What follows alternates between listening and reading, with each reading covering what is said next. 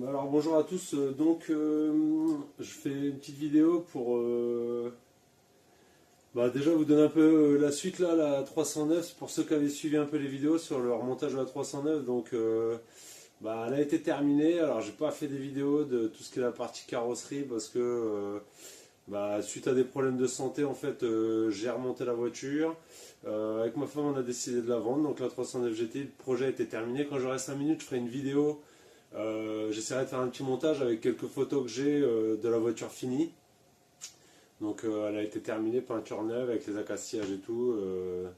Très belle 309. Donc elle a été revendue. On est parti sur un autre projet pour l'instant. Comme au niveau de la santé ça s'est stabilisé un peu. On est parti sur un autre projet, Mini Cooper S, pour faire un petit peu de piste avec les garçons. Et avec mon pote Axel là, qui m'avait prêté un peu tout ce qui est des outils pour la 309. Au niveau de la Mini, là je vais aujourd'hui vous faire un peu une petite vidéo sur le contrôle du turbo et pour vraiment checker un turbo, parce que je n'ai pas trouvé vraiment de vidéo où quelqu'un explique vraiment le fonctionnement du turbo sur le THP avec les différentes parties du turbo. Donc je voulais faire une petite vidéo moi, par rapport à ce que j'ai checké. Sur celle-ci, on avait un problème de puissance. Le turbo ne chargeait pas beaucoup, il montait qu'à 0,3 bar, 0,4 bar. J'ai cherché un petit peu et j'ai trouvé des pistes. Donc après, une fois remonté, on verra ce que ça donne. Mais le but là, c'est de retrouver la puissance d'origine après pour continuer à faire un peu de préparation dessus. Donc je vous ferai montrer des pièces un peu gros échangeurs sur le turbo. Le le décatalyseur, donc un tube, ils appellent ça downpipe, ou un tube en fait pour décatalyser, enlever le catalyseur. Ça libère un peu tout ce qui est la partie gaz d'échappement. Travailler un peu l'admission, le refroidissement avec un gros radiateur. Je peux vous faire montrer déjà un peu quelques pièces. Donc là, si on prend le téléphone, donc là ici on a le radiateur, un gros radiateur alu qu'on vient mettre à la place du radiateur d'origine. Donc suppression de la clim, donc on voit ici on a la climatisation, le radiateur qui est assez fin quand même, et donc là on monte un radiateur beaucoup plus épais pour un meilleur refroidissement. On a ici l'échangeur d'origine qui est monté en dessous le radiateur dans la face avant. Je vous ferai au remontage. Et donc là on part sur un échangeur qui est légèrement plus gros. Il a à peu près 3 fois le volume de l'échangeur d'origine. Pour améliorer en fait la température d'air d'admission. Et je vous rajoute juste les petites informations que j'ai peut-être oublié de vous dire. Donc on est quand même sur une Mini R56 de 2009, moteur THP N14, avec tous ces problèmes qui vont avec. Forcément, on fiabilise. Je vous mettrai les petites photos aussi, si je peux, dans le passage. Bloc thermostat alu, joint de queue de soupape, remplacement des joints de queue de soupape sans déculasser. Dommage, j'ai pas fait de vidéo. Je le ferai peut-être sur celle-là par la suite, parce que je l'ai fait sur l'autre. Sans déculasser avec de la corde dans les cylindres et tout, ça s'est bien passé. Remplacement de chaîne de distrib. Et puis, comme je vous fais voir après dans la vidéo, le gros échangeur, un gros radiateur pour le refroidissement. Vraiment essayer de fiabiliser un petit peu tous les problèmes qu'il y a sur ces moteurs-là. Alors, ça ne sera jamais le moteur parfait, mais pour l'instant, on s'aperçoit que sur l'autre voiture, sur l'autre Mini, en faisant un peu l'entretien correctement, en changeant les pièces qui ne sont pas forcément de bonne qualité, en améliorant un petit peu tout ça, pour l'instant ça a l'air d'être pas trop mal. Pour ceux que ça intéresse et que ça peut aider sur ces moteurs là, la mécanique elle se fait bien quand même, je trouve.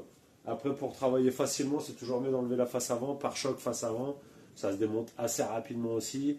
Le seul inconvénient, c'est moi, comme j'ai intervenu sur le circuit de refroidissement, je dépose la face avant complète, je vidange le circuit de refroidissement. Après, si c'est certaines interventions, si on n'intervient que sur un turbo, un décatalyseur, c'est sûr que tomber la face avant, c'est beaucoup de boulot pour peu, mais ça donne vachement accès devant. j'en ai profité, donc là je remplace la durite pendant que c'est démonté aussi. Il n'y a plus de, comment dire, de collecteur, donc je vous fais voir, je remplace aussi tout de suite pendant que c'est démonté parce que c'est la maladie. Bloc porte-filtre à huile, remplacement des joints entre la modine et le porte-filtre à huile et remplacement des joints entre le porte-filtre à huile et le bloc moteur. Et remplacement donc de la durite de lubrification turbo. Alors là j'en ai remis une d'origine comme on fait pas de prépa, mais sinon sur ADW Shop ils en vendent une renforcée. C'est toujours mieux de partir sur une durite renforcée. Ça c'est la durite qui alimente l'huile pour lubrifier le turbo. Ici on a la durite de redescente d'huile qui ramène l'huile dans le moteur qui est passé à l'intérieur du turbo. Et ici on a les deux durites qui sont sur le circuit de refroidissement qui viennent faire le refroidissement du turbo et qui sur le circuit est équipé d'une petite pompe électrique additionnelle. Donc ça c'est une pompe en fait qui tourne et pour faire circuler le liquide de refroidissement dans le corps du turbo. Et en fait c'est surtout au moment où vous arrêtez, cette pompe continue à tourner pendant quelques minutes pour refroidir un petit peu le corps du turbo pour éviter que l'huile la fasse de la coquefaction. En fait se retrouver avec de l'huile qui cuise, qui carbonise à l'intérieur du corps du turbo. Et après souvent ça vient obstruer le... Ouais, je sais pas si on dit obstruer, si obstruer ça me parle. On vient boucher en fait le circuit de lubrification du turbo et derrière ça fait de la casse turbo, usure prématurée, casse turbo et voilà en gros. Donc là on va partir sur la partie turbo. Donc je vais vous placer le téléphone, essayer de vous expliquer au mieux un peu le contrôle des différents organes du turbo et puis voir un petit peu ce qui cloche. Ils appellent ça le SHRA ou moi j'appelle ça aussi la cartouche du turbo, mais le SHRA en fait c'est le milieu de ton turbo avec l'axe, avec tes deux turbines, un côté pour l'échappement, un côté pour l'admission. Donc le SHRA il est monté dans deux carters. On a le carter d'admission pour ton turbo, partie admission, et le carter, la coquille chaude, le carter échappement. Donc tu viens fermer ton turbo et comment dire, donc là ton turbo il vient se monter et donc tu as le principe du turbo, tu as les gaz d'échappement pour ceux qui connaissent pas, ceux qui connaissent c'est parfait, ceux qui connaissent pas le turbo, on a les gaz d'échappement qui arrivent de ton moteur par le collecteur et qui passent dans la coquille chaude dans le carter du turbo et en fait à l'intérieur on a une forme de spirale. Et donc, la turbine du SHRA d'échappement, elle est dans le carter. Ça fait que ça entraîne les gaz d'échappement. La pièce principale qui gère cette partie-là, ça va être le clapet de régulation de pression. Donc lui, il est piloté par une wastegate. La wastegate, en fait, c'est une soupape, en gros, qui est pilotée. Alors sur ce modèle-là, elle est pilotée par dépression. Donc en fait, on vient aspirer... à l'intérieur c'est une membrane, ça vient aspirer et on vient commander la tige qui pilote le clapet de régulation de pression de turbo. Comment ça marche? Quand vous accélérez, les gaz d'échappement ils accélèrent à l'intérieur de la coquille, ils entraînent la turbine du SHRA qui est à l'intérieur, on vient entraîner et faire accélérer la turbine. Quand la turbine accélère, ça fait monter en pression le circuit d'admission, donc par l'autre côté on a le carter d'admission avec la turbine d'admission qui est montée dedans. On vient faire accélérer la turbine, monter en pression dans le carter, ça part dans la durite d'admission échangeur et on part dans le collecteur d'admission, on suralimente le moteur, donc on monte en pression l'air d'admission dans le moteur. Et donc quand on atteint la consigne de pression demandée, en fait la wastegate elle vient commencer, donc là sur la Mini c'est de la dépression, c'est commandé par le calculateur, c'est géré automatiquement par le calculateur, et en fait il vient ouvrir une électrovanne pour créer une fuite, pour commencer à ouvrir le clapet de régulation de pression. Et en fait ce qui se passe c'est que alors je sais pas si on va réussir à bien voir sur les vidéos, je vais essayer d'éclairer dedans. En fait ce qui se passe c'est que quand je ne sais pas si on arrive à voir sur la vidéo, voilà à l'intérieur ici, quand le clapet de régulation il s'ouvre, en fait on crée une fuite dans le carter au niveau de la turbine d'échappement, on crée une fuite à l'intérieur et ça fait que on régule la pression pour la maintenir constante. Et plus on ouvre et moins en fait on aura de pression sur notre turbo. Du moins, plus on ouvre, et oui, plus on perdra en pression, puisque on ouvre et on réduit la vitesse des gaz d'échappement dans la partie carter. On laisse fuir directement dans la partie sortie échappement. Et donc, ça fait que on régule la pression. Et donc, pour la partie commande sur le carter chaud, on est là-dessus. Et après, sur la partie admission, donc ça, c'est mon ancien turbo. On a donc dans la partie admission, la turbine. Et on a ici la dump valve, ou on peut appeler ça aussi la soupape de décharge. Donc en fait, à l'intérieur de notre turbo, quand on vient surcharger en sortie de turbo, en fait, au moment où on désaccélère, bah, la pression, il faut l'évacuer pour pas mettre des coups de bélier en fait dans le moteur. Donc ça fait que cette soupape-là, elle est montée dans la partie admission, et en fait, elle vient s'ouvrir. Et quand elle s'ouvre, elle libère ici comment dire, le surplus de pression. Il passe à l'intérieur du carter. Je ne sais pas si on arrive à voir. À l'intérieur du carter, il y a un trou. Je remets de la lumière. À l'intérieur du carter, on voit le trou là qui communique avec le passage ici. Voilà. Et en fait, au moment où on ouvre le clapet de décharge ou la dump valve, on vient, comment dire, libérer le surplus de pression. Et donc lui, il repart à l'entrée du turbo, en fait, à l'entrée d'admission du turbo. Cette durite-là, l'entrée d'admission, c'est ce qui vient du filtre à air. Et donc, élément important, la dump valve, il faut avoir quelque chose de bien étanche. Ici, sur ces modèles-là, là, sur les Mini, donc on a le piston en laiton, une membrane caoutchouc, et après on a un joint un peu sur la face de la dump valve là, qui fait l'étanchéité dans le carter.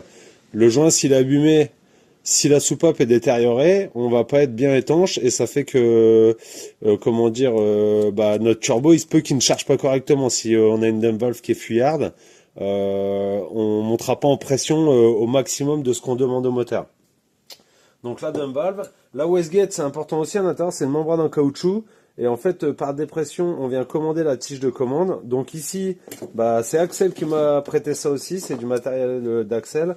Et donc on a ici une petite pompe à dépression. Et donc, bon, on vient créer du vide avec cette pompe-là. Quand je bouge là, ici j'aspire et je viens créer du vide. Donc là en fait, bah, si je branche ma wastegate dessus, si je vous fais montrer, hop, la wastegate.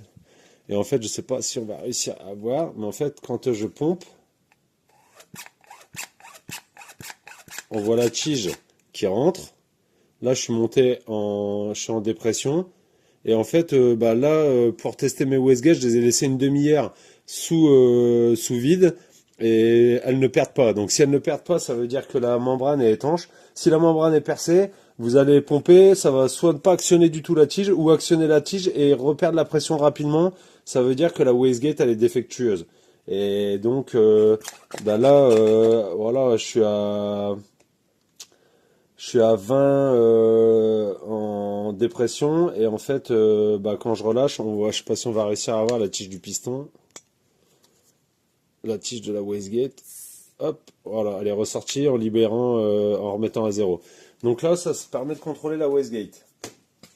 Donc ça, bah, c'est un test important à faire, hein, être sûr pour que votre puissance de turbo, votre fonctionnement de turbo, il soit optimal, s'assurer que la dump valve, alors ça ressemble souvent à la même chose, mais il y a des modèles différents. Après, il y a des dump valves externes aussi qui sont sur le circuit de alimentation.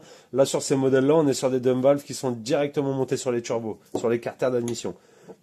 Et donc après, la dump valve important, la wastegate important parce qu'elle elle vient commander le système de surpression. Et donc après la partie moi que j'ai détecté sur mon manque de puissance, ici le clapet de décharge, en fait, on prend du jeu dans l'axe qui passe à travers le corps, la bague et l'axe qui passe à travers, et en fait on prend du jeu dedans. Alors, je vais essayer de faire montrer au mieux le jeu. Voilà. On voit, on a pris beaucoup de jeu dans l'axe. On prend du jeu aussi dans la bride là qui est montée ici, en bout là ici là, cette pièce là, elle a pris pas mal de jeu.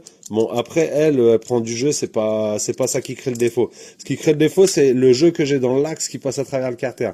Parce que ce qui se passe, c'est que quand on vient commander avec la wastegate pour fermer le clapet de régulation de pression, et ben en fait il vient se mettre en travers à l'intérieur, et en fait on laisse à l'intérieur un jour et en fait on plaque plus bien le clapet. À l'intérieur, en exagérant, quand on regarde, au lieu d'être bien à plat sur la face du carter, le clapet, comme il y a du jeu dans l'axe, il se met de travers et en fait il reste légèrement ouvert. Ça fait que on vient pas chercher la pression demandée. Donc là, moi, la défaillance, elle vient du carter de turbo. Là, j'en avais une autre. Elle, on voit, elle a pas un poil de jeu dans l'axe. Il y a un jeu, mais qui est minime, c'est le jeu fonctionnel. Mais pas de jeu dans l'axe. Donc là, je vais remonter ce carter de turbo, le carter d'échappement. Je vais remonter ce carter d'échappement là. Le Shra, alors lui, il faut le contrôler. Il faut pas qu'il ait trop de jeu. Alors en axial, quand on prend le turbo, on va toujours avoir un petit peu de jeu dans le sens axial parce que c'est des bagues et il lui faut un jeu fonctionnel. Quand c'est monté sur roulement à billes, il n'y a pas de jeu. Quand c'est monté sur bague, il y a un petit peu de jeu. Et donc ce jeu, en fait, c'est pour laisser la place à l'huile, pour avoir un film d'huile qui vient lubrifier l'axe à l'intérieur. Ce l'axe, il passe de part en part à travers le carter et il entraîne les deux turbines en même temps, hein, sont couplées ensemble. Et donc là, on vient lubrifier l'axe du turbo. Et donc le film d'huile, il faut laisser un peu de place. C'est ce jeu qui est présent, même neuf, il y a un tout petit peu de jeu, c'est normal. Par contre, il faut pas qu'il ait de jeu en latéral.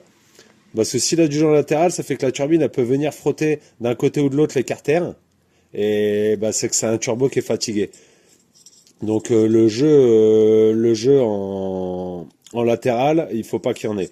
Et donc après au niveau du SRA, là on a un tuyau d'arrivée de lubrification. Donc là c'est un tuyau qui arrive au niveau du circuit d'huile du moteur qui vient lubrifier le turbo. L'huile passe à l'intérieur du corps du turbo. Et là on a la descente d'huile en dessous, sortie d'huile ici et qui repart dans le carter d'huile, dans le bas moteur et qui retourne et qui fait un circuit fermé en fait pour lubrifier. Et ici on a deux durites d'entrée d'eau, une entrée et une sortie, c'est le refroidissement par le circuit de refroidissement du moteur, le liquide de refroidissement. Donc voilà en gros les choses à contrôler sur le turbo. Donc là moi celui qui était monté, en fait je sais pas si c'est pas évident à voir à la vidéo, mais il a du jeu en fait en latéral. Donc ce que je vous disais tout à l'heure c'est pas terrible. Il a un peu de jeu en axial aussi. Alors, comme je vous ai dit, il en faut, là, il commence à en avoir un peu plus que la normale. C'est lié aussi au fait qu'il commence à prendre du jeu aussi en latéral. Donc là, on commence à avoir un Shra qui est usé. Après, là, j'ai celui-ci. Lui, il est pas trop mal encore, il a pas trop de jeu. Et après, j'en avais un, donc je vous ferai montrer le projet, l'autre mini, où j'ai monté un turbo il y a pas longtemps. Et en fait, ce Shra-là, il a 1000 km, je l'avais monté. Là, j'ai monté un turbo un petit peu plus gros. Et donc... il a 1000 km, donc je sais que lui, il est bon, il n'a pas de jeu. Et donc, je vais partir sur ce Shra-là, j'ai commencé à la rassembler. Donc là, ici, on voit sur la dump valve, j'ai rajouté une cale, c'est une décharge externe. En fait, la dump valve, au lieu d'être directement sur le carter et de décharger l'air à l'intérieur du carter d'admission de turbo, elle va décharger en externe. Là, on va avoir l'air qui va sortir à l'extérieur, ce qui fait le fameux pchit quand on relâche la pédale d'accélérateur qu'on peut entendre sur certains véhicules. Donc ça, c'est une cale de décharge externe. Donc voilà. Donc là, ce que je vais faire, c'est qu'il va falloir que je rassemble le turbo, je le repose sur la voiture. Je vais pas vous faire spécialement une vidéo pour ça, hein, à refermer, c'est pas super compliqué. Là, je vais remettre en place le carter chaud sur le turbo. On vient le raccoupler avec un collier qui vient entre les deux pour accoupler les deux et venir faire le montage étanche. Après, je vais refixer le turbo sur mon collecteur d'échappement et je vais venir remettre en place la wastegate qui, elle, est fixée sur le corps du carter admission et qui vient se raccorder sur la coquille chaude. Une fois que ça va être remonté, donc on le fera peut-être sur la voiture, de faire le réglage de la commande de la wastegate. Elle, ce qu'il faut, elle est gérée, comme je vous ai dit, automatiquement par une électrovanne, par le calculateur, en fait, pour réguler la pression par rapport à ce qu'on a demandé dans la cartographie. Mais le réglage de base, quand même, ça va être de monter la wastegate, de la piloter et d'être aux 3/4 de sa course, clapet fermé. Comme ça, on sait que quand ma dépression elle va se créer, ma wastegate elle va tirer la commande et que d'être sûr d'être fermé. Parce que si je laisse pas assez de course, en fait, ce qui va se passer, c'est que bah, même en fermant à fond la wastegate, en tirant la tige de commande à fond, ici, si j'ai mal réglé mes écrous, je vais me retrouver avec un clapet qui peut rester un petit peu entrouvert déjà de base. Donc s'il ferme pas déjà à fond, on est sûr de pas monter en pression. Donc il va falloir réussir à régler ça correctement. Et là, ouais, je le regarde, là, il a un jeu de malade. Lui, il est vraiment... On voit, le jeu est phénoménal. Donc lui, forcément, il devait pas être bien fermé. C'est pas possible qu'il ferme bien, en fait. Donc voilà, je remonte tout ça et je reviendrai vers vous une fois le montage terminé. Je vais juste vous faire montrer un petit truc là pendant que c'est démonté et après on continue. Alors je vous fais montrer, donc ça ça vient de chez GFB, c'est pour mettre au niveau de la dump valve, c'est une DV+, ils appellent ça, et en fait c'est pour fiabiliser un peu la dump valve. Parce que ce qui se passe, c'est ce que je vous ai fait montrer tout à l'heure, l'histoire où on vient craquer la membrane, en fait la pression du turbo monte à 0,8 bar, 0,9 bar à peu près d'origine, et en fait quand ça vient souffler, au moment de décharger, au bout d'un moment, bah, ça va détériorer un peu la membrane. Et en fait, là, le but, c'est de la fiabiliser. Donc là, sur celle-ci de Mini, on va laisser d'origine. Là, il n'y aura pas de grosse prépa pour l'instant. Donc on va laisser d'origine. Par contre, c'est sur l'autre qu'on a fait une cartographie. On cherche à monter un peu en puissance. Et donc, en fait, ici, on va venir monter... une entretoise, donc ils appellent ça la DV+, c'est GFB qui fait ça. Et en fait ici, il y a un piston laiton qui vient se mettre à l'intérieur de l'entretoise DV+. Et après avec des ressorts un petit peu plus costauds, là on voit dans le pack, il y en a un ici et il y en a un ici. Il y a deux ressorts fournis avec plus rigides. Et en fait on va venir mettre ce piston là donc dans la dump valve. On vient démonter cette partie là. On vient mettre ici le piston, donc forcément on change le ressort, on vient mettre le ressort un peu plus rigide, on vient mettre le piston à la place, le nouveau piston, et après on vient refermer avec l'entretoise DV+. Et en fait après, au lieu d'avoir la phase de la soupape d'origine qui vient fermer l'étanchéité de pression, on va se retrouver avec un piston en laiton et en fait qui va très bien supporter les pressions. Donc là, quand on fait un peu de carto, là, si on essaye d'aller chercher un bar 3, un bar 4, un bar 5, on a une dump valve qui va être plus fiable. Donc ça, par contre, c'est pas pour monter sur celle-ci. Pour l'instant, je vais le mettre sur comment dire, sur l'autre voiture. Je vous la ferai montrer peut-être dans une autre vidéo. Et donc voilà un peu ça c'est vraiment pour fiabiliser la dump valve cette pièce là. Après il en existe d'autres, hein. Il y a la Mac Forge, il existe plusieurs modèles de dump valve et on peut mettre des dump valves externes, mais là moi pour ma part on va rester sur sur ce montage là et pour fiabiliser un peu la dump valve. Voilà, et je vous donne la suite une fois remonté. Je refais une petite vidéo où je vous fais une petite suite dès que c'est remonté. Bon voilà, on reprend. Donc turbo reposé sur turbo reposé sur la voiture. Donc 4 vis qui tiennent à l'arrière sur le collecteur d'échappement. Le collier où je viens de raccoupler. Donc là, du rythme de lubrification de turbo que je vais raccorder avec les raccords banjo. Donc on prend raccord. Donc deux joints en cuivre neuf. Un joint au-dessus, un joint en dessous. On remet.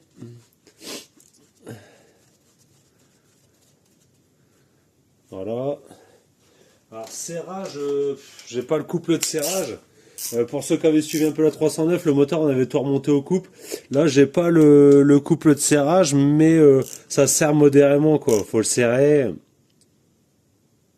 Voilà. Modérément, on ne bloque pas non plus. Faut pas bloquer ça fort parce que on est sur des écrous banjo donc qui sont percés à l'intérieur, plus les trous de passage autour. Donc on a quand même un écrou qui peut être relativement avoir de la faiblesse en fait.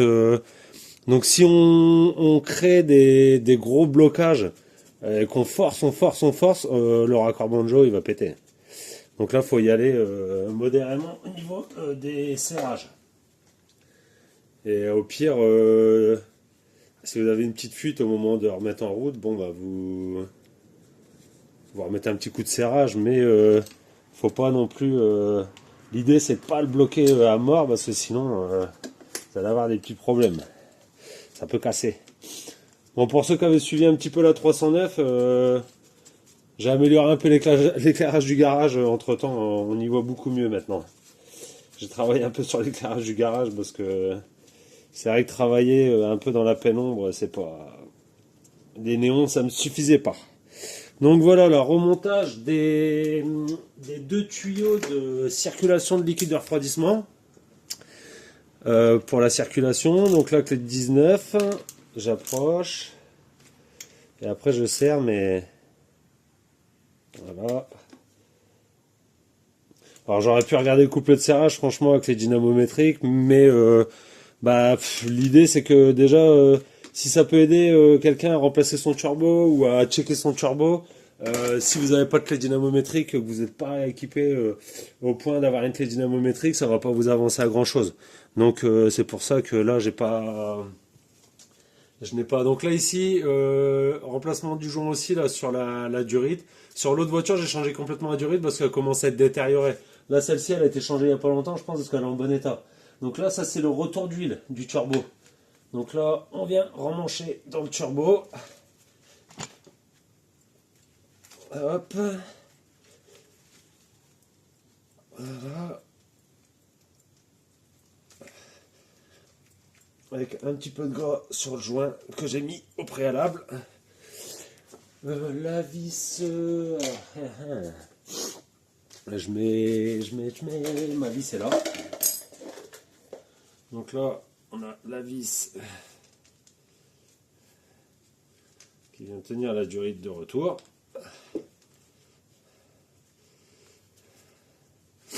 Alors je vous mets en pause le temps de faire ça. Donc voilà, durite de retour d'huile raccordée, serré avec une clé de 8. Après là ici on a rebranchement de la prise de la dump valve.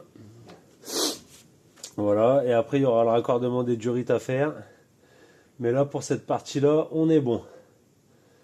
Donc voilà. Ça sera la wastegate. Donc il reste la wastegate à mettre.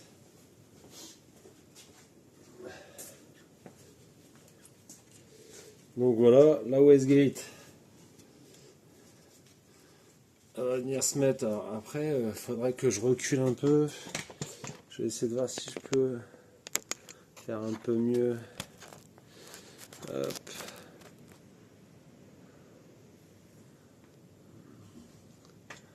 Alors c'est un peu grand encore tout ça, mais bon, j'ai déjà pas mal nettoyé, mais avec toutes les fuites qu'il y avait de base, c'était pas ouf ouf. Voilà, donc là.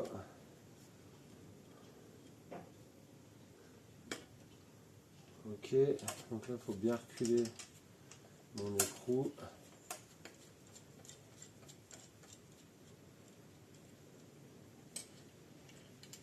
Alors je regarde parce que comme là c'est une nouvelle. Je ne l'ai pas comparé avec celle d'origine. Alors attendez, je vais la comparer avec celle d'origine pour voir la longueur, ce serait quelque chose que j'ai pas fait. Bon bah franchement, il y a une petite différence au niveau du contre-pot là qui est un peu placée différemment, et dans le doute je remets celle qu'il y avait d'origine. Je veux pas prendre de. Normalement ça change rien, mais je veux être sûr qu'au niveau de la course on soit bon. Donc je vais remonter celle d'origine. Voilà.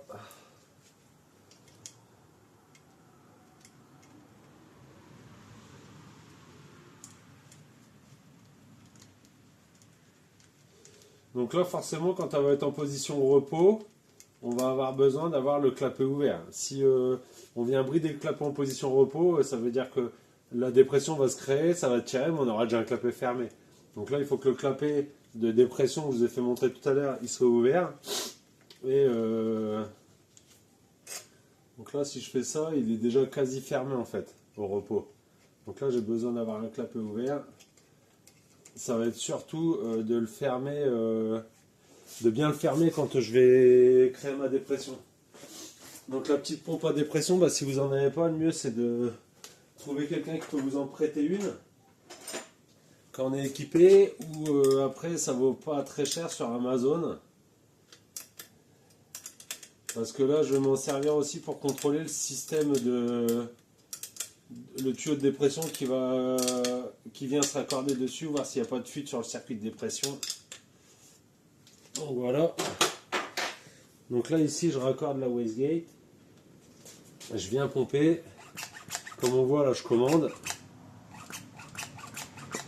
Donc là elle est quasi à fond quand je suis à 0,17 moi. Donc en fait je vais la mettre à 0,14. Donc là en fait il faut que mon clapet il soit quasi fermé.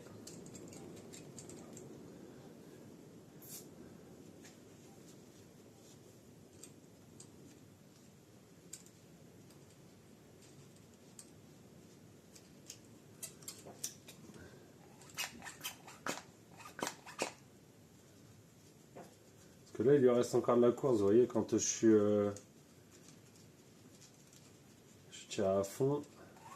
Là elle est à fond, donc on voit en fait que... Ah, bah bien joué l'écrou dans le bac.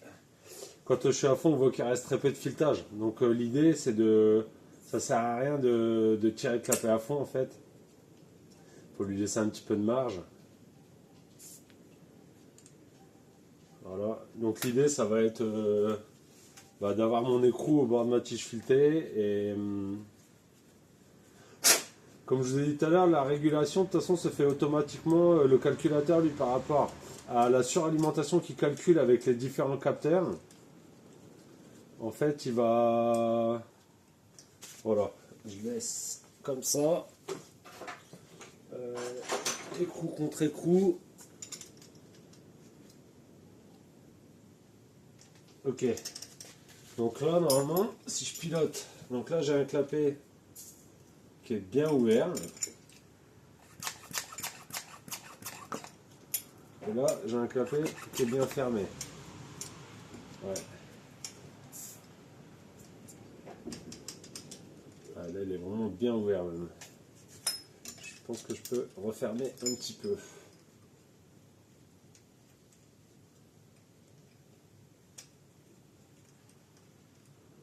Après j'ai d'anciennes marques sur le filetage mais je veux pas trop... Voilà. Donc l'idée c'est au repos d'avoir... là je suis au repos, j'ai un clapet qui est quand même bien ouvert, je vais vous faire voir après. Et après quand la dépression se crée, voilà, là j'ai un clapet qui est bien fermé. Trop tirer dessus, je suis pas sûr que ce soit bon parce que c'est peut-être ça qui génère après un jeu important au niveau de l'axe. Voilà, donc là si je vous fais voir vite fait, comme ça on a finalisé le... Donc là comme je voulais vous faire voir, le clapet, donc pas évident à vous faire voir, mais donc il est bien ouvert, il y a un jour de presque 10 mm entre deux, voilà, là on voit bien ouvert, et donc en fait quand je viens pomper, voilà, et là j'ai un clapet qui est fermé et qui bouge plus. Et pour moi, il n'a pas un poil de jeu. Donc là, il est bien étanche. Et le problème pour moi, il venait de ça. Avec le jeu qu'il y avait dans l'axe, ici, et ben, le clapet ne ferme pas bien. Donc là, on est bon. Après, il ne me reste plus qu'à bloquer. On voit ici un petit peu d'huile qui sointe. Le raccord banjo de la durite de lubrification turbo. Là, j'ai bloqué en haut sur l'arrivée de turbo. Par contre, j'avais pas serré en bas encore. J'avais pas bloqué pour que ma durite se mette bien en position, sans la contraindre. Maintenant, une fois que c'est en position, que mon turbo est monté, et ben, je vais bloquer mon raccord banjo ici. Et comme ça, j'ai finalisé le remontage turbo. Après, il va me rester donc à remonter tôle par chaleur, la béquille du turbo pour tenir le turbo. Là, c'est une barre de renfort qui vient pour tenir le turbo pour pas qu'il soit dans le vide, en fait, pour le porte-à-faux. Et après, on commencera à regarder pour remonter le tube des kata, donc lui qui est ici. Tube des kata, voilà, qui va venir à la place du catalyseur. Donc lui, il faut que je l'équipe. J'ai pas encore eu le temps de la mettre, mais je vais mettre une bande isolante sur le tube pour la partie thermique. Et puis voilà, en gros, la partie remplacement de turbo. Donc j'espère que ça pourra aider certains d'entre vous lors d'un remplacement de turbo. Et puis je vous ferai suivre un peu le reste. Allez, à plus.